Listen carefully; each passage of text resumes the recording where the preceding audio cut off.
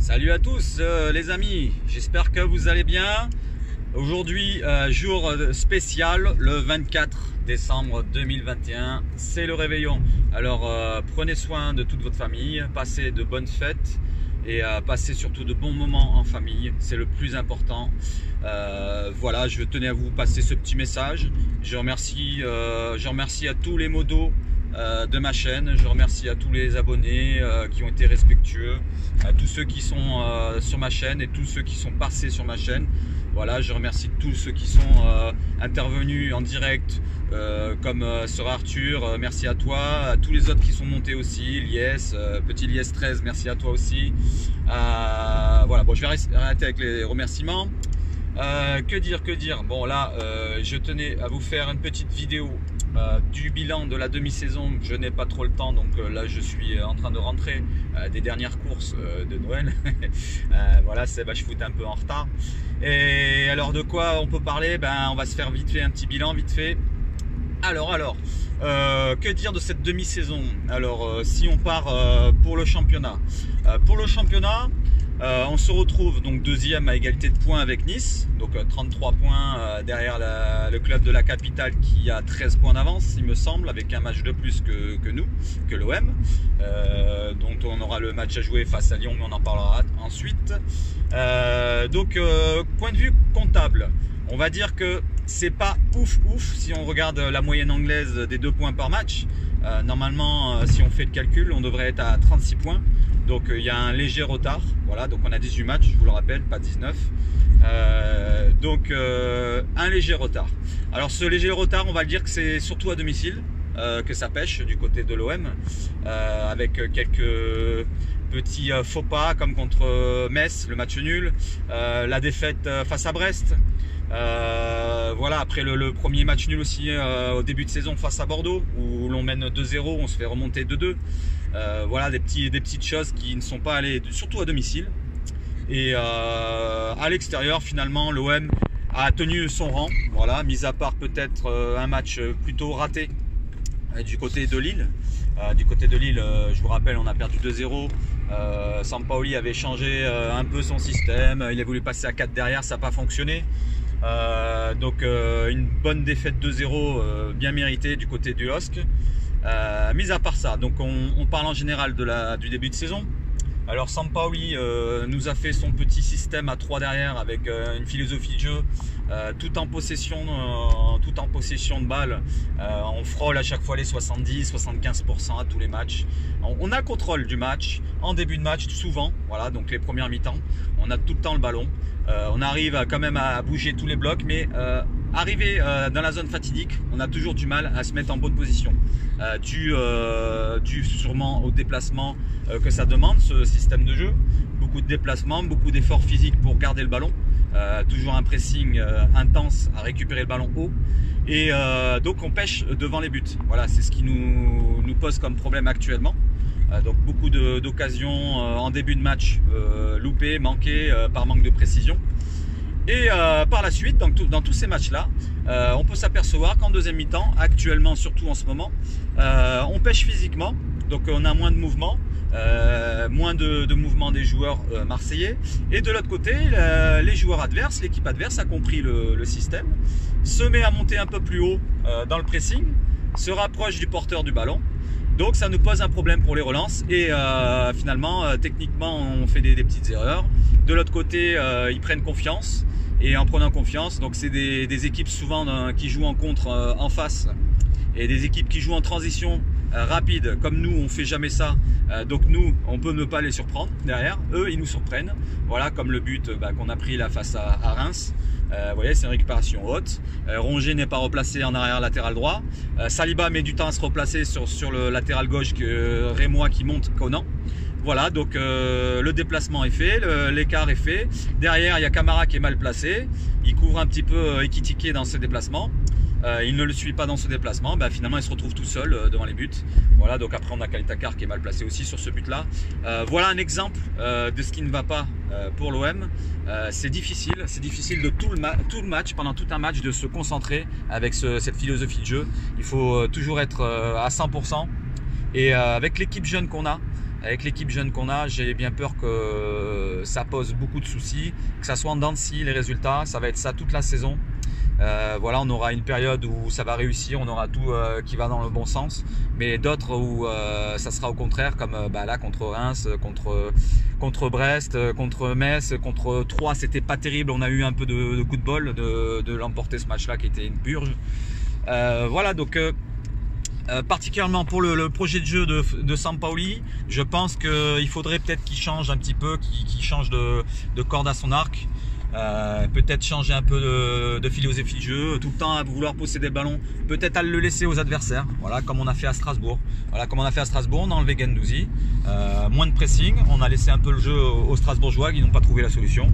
Et finalement, c'est sur une transition rapide en contre, balle en profondeur pour Enrique, petit centre, bon un peu il centre au hasard, mais bon, la retournée acrobatique qui va bien. Voilà, donc parfois les transitions peuvent aussi fonctionner. Il n'y a pas que la possession, le contrôle du match qui fonctionne. Quand tu as les blocs bas en face, comme il y a en Ligue 1, avec des joueurs assez physiques qui sont tous derrière à 5 ou à 2 lignes, une 5, une 4, c'est difficile à déplacer ces blocs. Et finalement, on manque peut-être de joueurs à talent. On a un Payet qui fait une début de saison plutôt très bon. Voilà, donc à voir s'il va pas flancher. Là il commence un petit peu, je trouve, ça c'est mon avis personnel, je trouve qu'il commence un peu à flancher. D'ailleurs il marque un peu moins, là il marque le penalty, mais ça faisait un moment qu'il n'avait pas marqué. Il est toujours dans les dernières passes, c'est sûr, voilà, sa qualité technique a fait la différence. Mais ça va pêcher au bout d'un moment. Là il y a les fêtes qui arrivent, j'espère que Payet il mangera pas trop de bûches, pas trop de cocktails au rhum. Et j'espère qu'il n'y aura pas d'écart du côté des joueurs. Voilà. Pour ce qui est des cas personnels, donc on va parler des recrues. Côté recrues, alors on a eu les quelques recrues qu'on a eu, quand même on en a eu pas mal. Si on doit être satisfait de quelques recrues, on va se dire que Luan Pérez, début de saison, on a été surpris qu'il arrive et qu'il s'installe directement, qu'il réussit plutôt ses matchs de début. Surtout sur le côté offensif, hein. Je vous cache pas que côté défensif, en début de saison, beaucoup de buts, tous les buts pratiquement qu'on prenait, c'était sur son côté, dû à ses déplacements offensifs. Ça a été rectifié, hein. Ça a été rectifié depuis le match de Lens. Si on regarde bien, Luan Pérez, on le voit plus trop dédoubler. Et c'est peut-être pour ça qu'un Conrad a plus de mal maintenant à faire la différence. Voilà, il n'a plus le deuxième joueur qui fait un appel, qui apporte peut-être un autre défenseur du côté des adversaires. Donc il se retrouve souvent face à deux adversaires, Conrad ou peu importe le joueur qui joue sur le côté gauche, mais ils n'arrivent plus à faire la différence. Il n'y a que un Dieng, mine de rien, le petit Dieng, la petite révélation pour moi, qui fait la différence avec ses appels en profondeur, sa vitesse. C'est un jeune qui se cache pas, ça fait plaisir. Voilà pour mon avis sur le jeu plutôt global de l'OM. Sinon sur la saison en Europe, donc on va dire que c'est raté. Voilà, c'est raté. On était mal parti, ça a mal continué avec ce match nul face au Lokomotiv. C'est parti de là, on va dire l'élimination. On doit le gagner 1000 fois ce match-là. Voilà, c'est comme ça représente vraiment les soucis de ce début de saison. Donc on a beaucoup d'occasions, on marque pas les buts et puis finalement en fin de match voilà, on se prend un but. C'est pas tout le temps en fin de match qu'on prend des buts, mais ça arrive souvent en deuxième mi-temps, voilà, qu'on se fait retourner et puis ça n'a pas manqué. Donc contre eux, contre la Lazio, je sais pas si vous vous souvenez, Galatasaray, bon ça va, on l'a plutôt maîtrisé tout le long du match, mais en deuxième mi-temps on a eu moins d'occasions, si on regarde bien, au Vélodrome je parle. Après là-bas c'était un match complètement raté, comme un peu à Lille. Peut-être pas offensif, hein. Côté Galatasaray, si je me souviens bien, on a eu pas mal d'occasions, mais comme on manque les occasions, voilà, derrière ils n'ont pas manqué. C'est des joueurs d'expérience, ils connaissent l'Europe, les équipes qu'on a rencontrées, donc nous avec notre jeune groupe ça fonctionne pas. Je vais m'arrêter un petit peu et puis voilà, donc je vais continuer. Donc je disais, pour l'Europe c'est fini, on se retrouvera en Europa Conférence, donc on va tomber contre le Karabagh, là, les Azerbaïdjanais, un déplacement de je ne sais combien d'heures en avion. Normalement ça devrait passer, voilà, donc franchement faut pas déconner quoi. Si on passe pas là, faut plus jouer de Coupe d'Europe. Moi je pense que cette Coupe d'Europe on doit la jouer jusqu'à fond, voilà, tout à fond. On n'a pas à aller comment dire, on n'a pas à prendre de haut toutes les compétitions qui arrivent. Faut dire que l'OM, depuis 10 ans, on n'a plus de trophées. Depuis 2012, la dernière Coupe de la Ligue. Donc on n'a pas à cracher sur tous les trophées qui arrivent, tous les compètes. Voilà, on en est à 10 minutes déjà. Je pense que je vais rentrer quand même. Il est l'heure. Il va falloir prendre l'apéro. Et donc pour tout le reste, tous les autres recrues, après bon, c'est sûr que j'ai pas parlé de toutes les recrues, c'est vrai. Donc Balerdi, finalement c'est peut-être la recrue qu'il ne fallait pas prendre si on regarde bien. Il commence un bon début de saison, mais c'est au moment où on prend le plus de buts. On en marque le plus, je suis d'accord, mais depuis tout ce temps-là, il est plus rentré et à chaque fois qu'il rentre, bon, je trouve qu'il n'est pas encore, rassurant. Moi, je trouve derrière. Je sais pas ce que vous en pensez. Dites-moi en commentaire.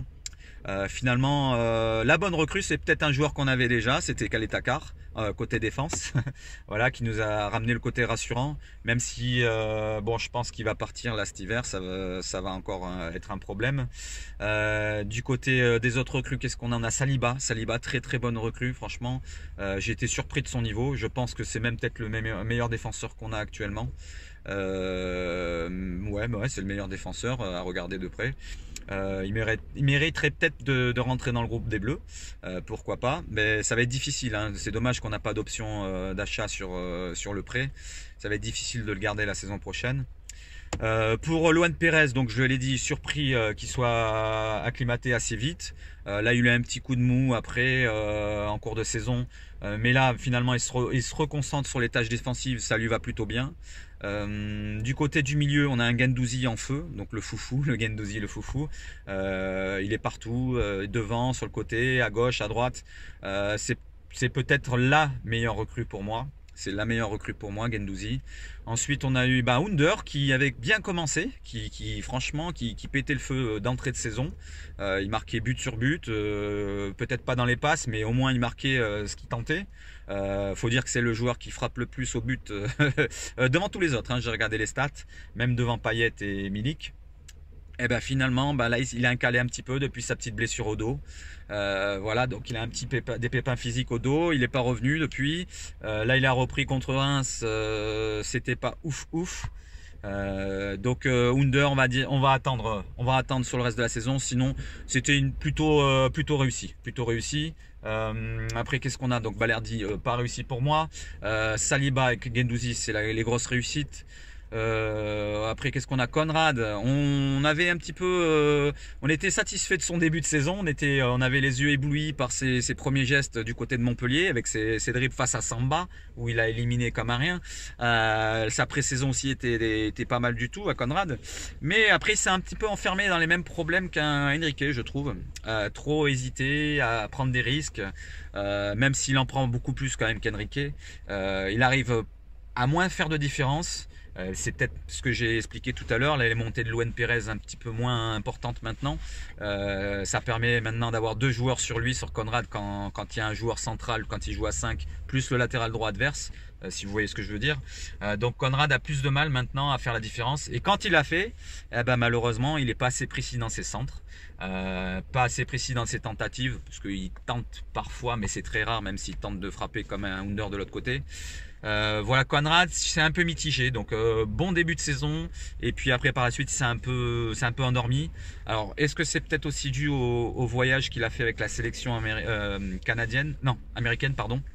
Je confonds avec Jonathan David de Lille. Est-ce que c'est ça aussi peut-être qui peut pêcher? On peut se demander. Donc il est jeune, il a 20 ans, c'est sa première saison professionnelle. Il connaissait que la division 3 espagnole.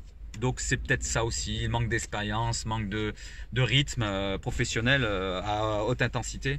Je sais pas ce que c'est cette coupe, mais bon. Et sinon, on va aller rester sur les joueurs offensifs. Amin Harit qu'on a recruté dans les tout derniers moments du mercato, qui nous avait fait un super match du côté de Monaco. Par la suite, il a fait un ou deux bons matchs, je me rappelle plus contre qui, mais par la suite, il était plutôt correct. Ensuite, il a eu un petit pépin physique, alors je ne sais plus où exactement sur la partie du corps qu'il a eu un problème physique. Il n'est pas revenu.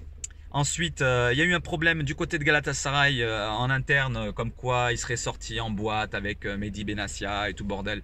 Je ne sais pas si c'est vrai, mais bon, apparemment c'est revenu dans toutes les presses.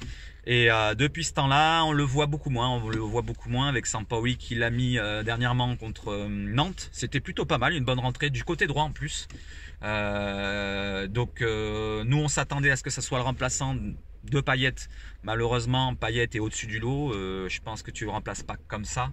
Et Amin Harit, peut-être, il a un peu aussi son problème de croquer un peu. Il croque un peu le ballon, il le garde un peu trop souvent. Quand ça réussit, c'est sûr que ça éblouit les yeux. Il est assez beau à voir jouer. Moi, je serais tenté, il y en a beaucoup qui me le demandent, je serais tenté quand même de le retenter. Finalement, sur le côté gauche, vu que sur le côté gauche, on a des soucis avec les jeunes.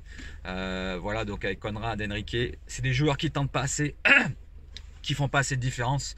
Trop de jeunesse là, peut-être là-dedans. Et puis, pardon, Harit, finalement, ça serait peut-être le bon choix à mettre sur le côté gauche, mis à part peut-être Dieng.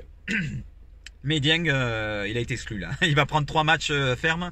Je sais pas si vous avez eu la sanction. Il va prendre 3 matchs fermes avec son gros tacle sur le Brestois. Force à Dieng qui va revenir au bout de 4 matchs même parce qu'il a un match de sursis. Et sinon, si on peut parler des autres joueurs, alors je sais pas si j'en oublie dans les recrues. Lirola, j'ai oublié. Lirola, petite déception aussi pour ma part. Voilà, on s'attendait à ce qu'il reste sur sa lancée de la saison dernière. Mais il faut voir aussi où le fait jouer Sampaoli. Voilà, donc c'est aussi un problème de Sampaoli. Il fait jouer les joueurs peut-être pas à leur bon poste. Lirola a souvent joué côté gauche.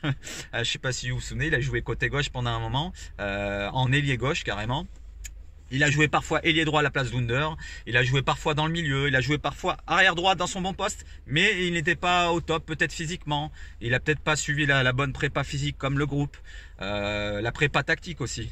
La prépa tactique n'est pas encore assimilée du côté de Lirola. Donc beaucoup de problèmes de côté de Lirola et c'est peut-être un joueur qui déçoit, mais bon, on va voir en deuxième partie de saison. Tout comme Milik, voilà, tout comme Milik, c'est la même chose. Milik, il n'a pas fait la prépa physique et la prépa tactique avec tout le groupe. D'ailleurs, c'était ce que lui a répondu Sampaoli lors d'une petite réunion entre Milik et le coach. Donc il est allé le voir récemment pour lui demander des explications pourquoi il ne jouait plus. Voilà, lui a dit finalement tu joues pas en ce moment, c'est parce que dans le système que je mets en place, il n'y a pas assez de couverture derrière quand tu joues. Donc je préfère mettre un autre joueur, un faux neuf comme Payet ou Gerson qui permute. Après on parlera de Gerson, c'est vrai.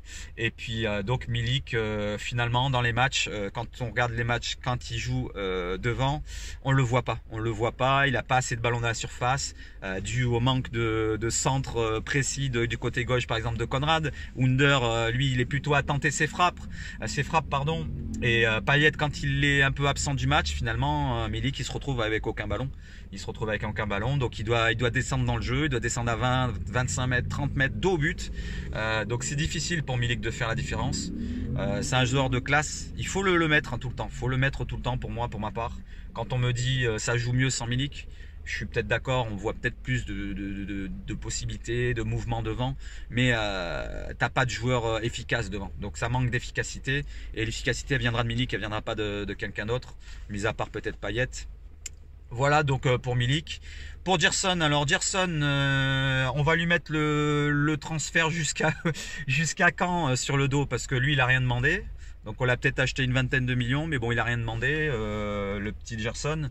Voilà, donc Sampaoli au début lui a mis d'entrée. Il a été plutôt correct en préparation de saison, dans les matchs de prépa. Après les premiers matchs, il était peut-être un peu en dedans. Alors, est-ce que c'est peut-être les saisons qui se sont enchaînées entre le Brésil et la Ligue 1, manque de conditions physiques, la prépa physique qu'il n'a pas fait avec le groupe, la prépa tactique aussi, c'est le même style que Lirola et Milik, si on regarde bien. Donc Gerson, attendons de voir encore. Il a eu une bonne période là, il y a même pas un mois. Donc il a marqué quand même un but à Nantes, un super but là, où il se retourne en pivot aux reprises de volée. Le but contre Brest, je crois, je me trompe pas. Il a même marqué 3 buts depuis le début de la saison, je crois, contre Saint-Etienne, je crois qu'il avait marqué, ou Bordeaux. Saint-Etienne. Voilà, donc Gerson finalement, si on regarde ses stats, c'est pas si dégueu que ça. Bon après dans le jeu, je suis d'accord avec vous. Il a trop tendance à mettre le pied sur le ballon, à se mettre avec le cul en arrière pour garder le ballon. C'est vrai qu'il ralentit parfois le jeu. Mais c'est un jeu à la brésilienne, hein. Si vous regardez le championnat brésilien, ça joue comme ça. C'est beaucoup plus lent. Ça joue à 2 à l'heure. Et puis quand ça part en transition rapide, comme nous on fait pas. Voilà. Donc c'est pour ça peut-être qu'il faut qu'il s'acclimate à la tactique, à la philosophie de jeu de Sampaoli. Il y a eu un bon moment, voilà, comme je vous l'ai dit, pendant 2-3 matchs, où il s'est mis à permuter avec Payet devant. C'était plutôt pas mal. Il a fait beaucoup de projections dans la surface. Voilà pour Gerson. En attendant de voir, on va voir sur la suite. Ensuite, on a Paul Lopez. J'ai oublié Paul Lopez, le gardien. Je partais de derrière, mais je l'ai oublié. Donc Paul Lopez, le souci avec Mandanda. Alors, souci de début de saison. Donc en fait, Mandanda, c'est lui qui a demandé à avoir un suppléant. Enfin, il a été voir la direction. Alors je sais pas si c'est Longoria ou Sampaoli directement, je sais pas qui c'est qu'il a été voir, mais il a été voir la direction et leur conseiller plutôt de prendre un gardien courant cette saison-là pour le suppléer, parce que bientôt ça va arriver la fin de carrière pour lui, il l'a dit. Donc il a été voir, il a fait une réunion avec la direction comme je vous l'ai dit. C'est lui en fait qui a donné le bâton pour se faire battre, parce que par la suite donc on a recruté Paul Lopez, et finalement dès qu'il a été apte, Paul Lopez a pris sa place. Malheureusement pour Mandanda, il sortait de 2 bons matchs. C'est vrai qu'il sortait de 2 bons matchs à ce moment-là contre Saint-Etienne et Nice. Ouais, donc là il y a eu une petite coupure, là vous avez dû vous apercevoir. Donc petite coupure due à un appel téléphonique, et comme quand j'ai regardé la vidéo ça coupait le son, donc vous n'aurez pas eu mon avis sur Paul Lopez, Mandanda et même Camara par la suite. Et j'ai même oublié Rongier, je vais vous le rajouter. Donc je recontinue sur Paul Lopez et Mandanda. Donc Mandanda finalement il est remplacé par Paul Lopez au mauvais moment pour lui. C'est-à-dire quand il est au meilleur de sa forme, finalement il revient bien. Il fait 2 bons matchs contre Saint-Etienne et Nice. Sampaoli l'enlève, mais Paul Lopez, et bon, finalement ça fonctionne directement en termes de résultats, puisque il y a pas mal de clean sheets qui s'enchaînent. Voilà, donc sinon, point de vue qualité des joueurs, après, c'est vrai que point de vue jeu au pied, Paul Lopez c'est peut-être pas le meilleur au monde. Pour ma part, je trouve qu'il est légèrement moins mauvais, voilà, moins mauvais que Mandanda, parce que Mandanda, faut vraiment être objectif. Point de vue jeu au pied, ça s'est pas allé en s'arrangeant depuis l'année dernière, depuis même des années avant. Donc là, Sampaoli a mis Mandanda, c'est peut-être pas pour son jeu au pied pour l'instant, mais je pense que c'est plutôt pour sa vivacité dans ses sorties. Donc quand il sort de sa surface, ou je pense que c'est plus pour ça. Et puis en plus, Paul Lopez, il a tendance à rester plus ou moins loin de son but.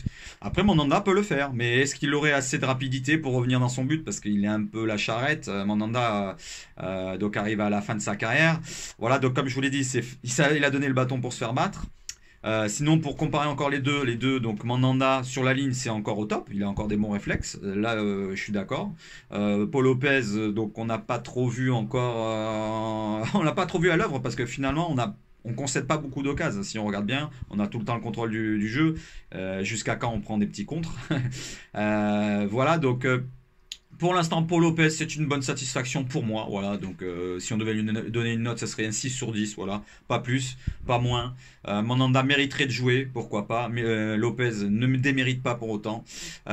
Pour ma part, je pense que Mandanda va peut-être partir, hein, parce que là, il a demandé la petite réunion avec Sampaoli pour avoir des explications. Et connaissant Sampaoli, il est têtu quand même, hein, il est têtu, le petit chauve. Donc il va sûrement lui dire, écoute, c'est moi qui fais les compos. Donc soit tu t'entraînes et tu verras si tu auras ta chance de jouer, et soit tu choisis ce que tu veux faire. Mais en tout cas, c'est pas c'est pas Steve Mandanda qui va faire changer d'avis à Sampaoli. Voilà, donc j'ai bien peur que Mandanda parte dès cet hiver. Ouais, ça me fait un peu chier quand même. C'est quand même une légende, hein. C'est une légende. Il arrive à pratiquement 600 matchs. Il est à 599. Il manque plus qu'un match pour atteindre les 600. Ça serait bête qu'il parte maintenant sur comme ça. Voilà, donc j'aimerais bien qu'il finisse au moins cette saison. S'il doit finir cette saison, bah, je pense que Sampaoli devra mettre de l'eau dans son vin. Il devra peut-être le mettre, pourquoi pas pour les coupes. J'avais fait le calcul la dernière fois. S'il le met pour les coupes de France et les coupes Europa Conférence, ça nous ferait environ une petite quinzaine de matchs. Si on fait un parcours plutôt honorable quart demi en Europa Conférence et on passe deux trois tours en Coupe de France, ça fait environ pas loin de 15. Voilà, 15 matchs pour 19-20 matchs pour du côté de Lopez. Je pense que c'est kiff-kiff. Voilà, donc je pense que là, après, Mandanda n'aura pas trop à gueuler non plus. Ou alors vice-versa, hein, si on peut faire l'inverse, c'est pareil. Hein, le Paul Lopez n'aura pas à ouvrir sa bouche non plus. Donc, pour Paul Lopez, Mandanda, voilà. Sinon, Camara. Alors, Camara, pour ma part, je lui souhaite bonne chance pour l'avenir. S'il reste à l'OM, je suis content. S'il part, bah, bonne chance à toi. Voilà, ça aurait été franchement bien mieux que tu le dises avant, que tu partes, si tu le sais depuis longtemps. Fallait le dire, fallait rester franc. Fallait dire que tu voulais aller dans un autre club. Fallait dire que tu voulais une prime à la signature. Fallait le dire tout ça. Voilà, il faut le dire quand on le veut. On peut le dire. Voilà, il faut avoir un peu les cojones. Et malheureusement, bah, tu as un peu laissé traîner la chose. Et je pense que c'est pour ça peut-être qu'il y en a des supporters qui te critiquent, voire qui t'insultent. Voilà, donc il faudra pas s'étonner. Pour ma part, moi, je vais pas aller jusqu'à l'insulter. Mais bon. Je suis pas content non plus de la manière dont ça s'est passé. Je vais juste lui souhaiter bonne chance et on sera quand même content s'il réussit dans sa carrière dans un autre club, malheureusement. Après, je serai tout aussi heureux s'il réussit à l'OM. Hein. S'il reste à l'OM, il n'y a pas de souci, je prends. Hein. Voilà, donc bonne chance à Camara. S'il peut nous rapporter quelques millions, parce que là, il va arriver qu'il va avoir la période où il va être gratos. Mais selon mon avis, je pense que s'il y a plusieurs clubs qui sont de celui, comme Manchester United, l'AC Milan, ou j'avais entendu le Bayern, le Barça, tout team, bon bref, Newcastle et tout team, Leeds, j'avais vu aussi. S'il y a plein de clubs dessus, à mon avis, il y a un club quand même qui va mettre une petite somme avant qu'il arrive en gratos. Pour rafler le lot quoi. Comme ça ils discuteront directement avec le club et ça pourrait accélérer le transfert. Donc pour ma part, je pense que ça serait la meilleure des manières d'accepter ne serait-ce qu'une petite somme, même 10 millions. Allez, on va accepter 10 millions. On arrive à la fin, on arrive le bout du bout. Donc c'est soit une dizaine de millions, soit rien du tout. Bah, moi je préfère les 10 millions. Voilà, donc bonne chance à toi Camara. Pour ce qui est d'autres départs, on aura sûrement Caleta-Car qui va partir. Voilà, j'en ai parlé tout à l'heure. Donc si on a un petit chèque aussi je vais rester large entre 10 et 20 millions, je dirais 15 millions allez, pour Caleta-Car. Ça fait une dizaine de millions pour Camara, ça fait du 25. C'est plutôt pas mal. Si on arrive à refourguer Amavi, malheureusement qui ne sert plus dans l'effectif, on l'a re-signé pour X années, donc il faudra bien le vendre, hein, parce que si on s'en sert pas, c'est une perte, quoi. C'est pratiquement 200 ou 250 000 par mois de perdu en salaire. Donc vaut mieux le vendre tout de suite, si on s'en sert pas tout le reste de la saison. Voilà, si on peut atteindre les 5 millions, c'est déjà beaucoup. Ça nous ferait une petite enveloppe de 30 millions. Et avec 30 millions, 3 recrues serait pas de trop. Voilà, donc un pour remplacer Camara, donc devant la défense, parce que Gay tout seul, ça va faire léger au bout d'un moment. Surtout si Rongier, il est toujours utilisé. D'ailleurs, j'allais en parler de Rongier. Bah, je vous le fais tout de suite. Rongier est utilisé en rôle hybride, en latéral droit, en milieu défensif, en milieu récupérateur, en milieu offensif parfois, parce qu'on le voit haut des fois sur le terrain.